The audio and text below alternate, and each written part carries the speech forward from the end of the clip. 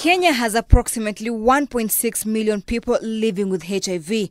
According to the National AIDS Control Council report of 2018, the country records a record of 52,800 new infections across ages annually. 44,800 of the population are adults aged above 15 years. However, 8,000 children below the ages of 14 are equally amongst new annual infections.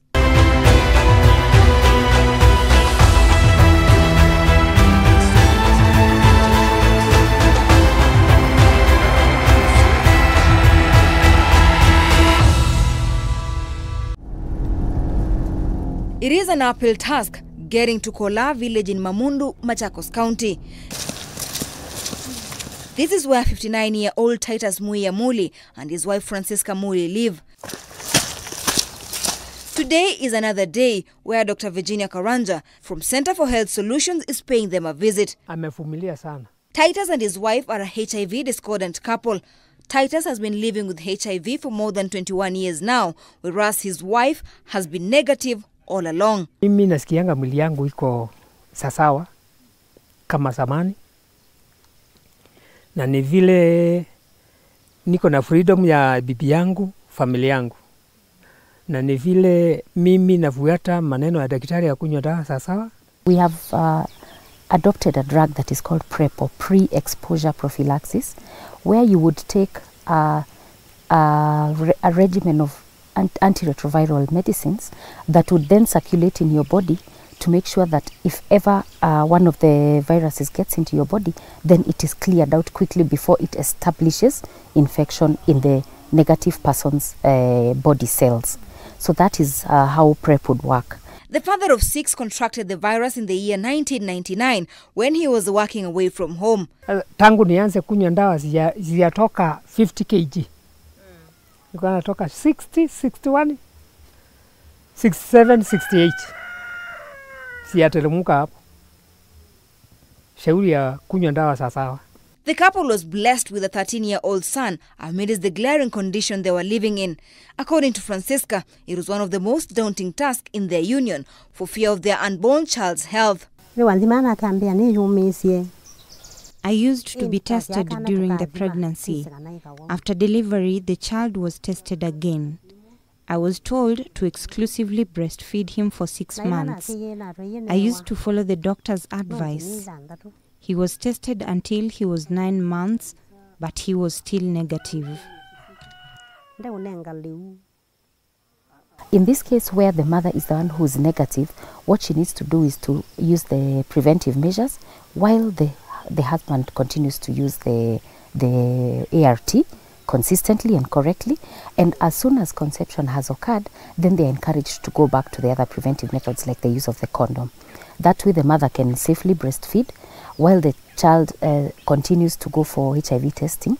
If there's a schedule that is done that goes along with their immunization schedule, and at the time when the mother is not likely to transmit antibodies again through the breast milk, then we stop that particular follow-up of the child.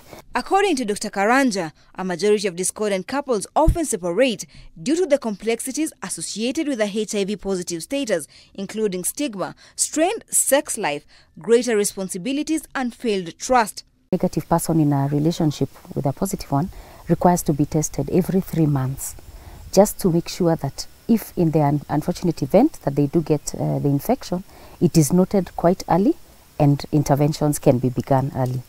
Other preventive activities that need to be done by such a discordant couple is, for instance, preventive measures like using condoms, whether male or female.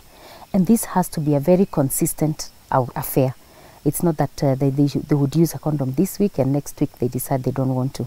The issue of stigma also continues to affect discordant couples. As Mrs. Muli notes, people in the community will always talk, and this often gets to her, especially when people make mean remarks at social gatherings about people living with HIV. There is a program for children who are born in such a union, because we call them HIV exposed infants, or HAIS. They are called HAIS. So of essence is that once the couple desires to have a child, they then need to go for preparation at the facility where the viral load of the positive partner is taken to ensure that it is at a bare minimum or the lowest possible. And health education is given to the couple in terms of when to, like, say, the most likely time that they would be able to conceive is the time that they can have the unprotected intercourse, so that you can reduce the number of encounters to a minimum. Because again, the more the encounters, the more likelihood there is of at one point, maybe if there's a viral, what we call a viral blip, then there's a chance of transmission. Support from their children has played a significant role in keeping their family together.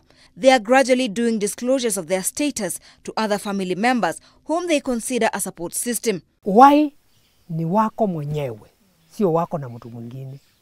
Kwa hivyo wakati unakasirika, ujue siku ninasonga songa. Inaenda haraka haraka. Ukikosa kufuata vile daktari anasema, inaenda. Ukikuja upate changamoto nyumbani na wewe ukunywi dawa mzuri, unagonjeka. Center for Health Solutions supports discordant couples through continuous education on HIV, treatment adherence, and psychosocial support.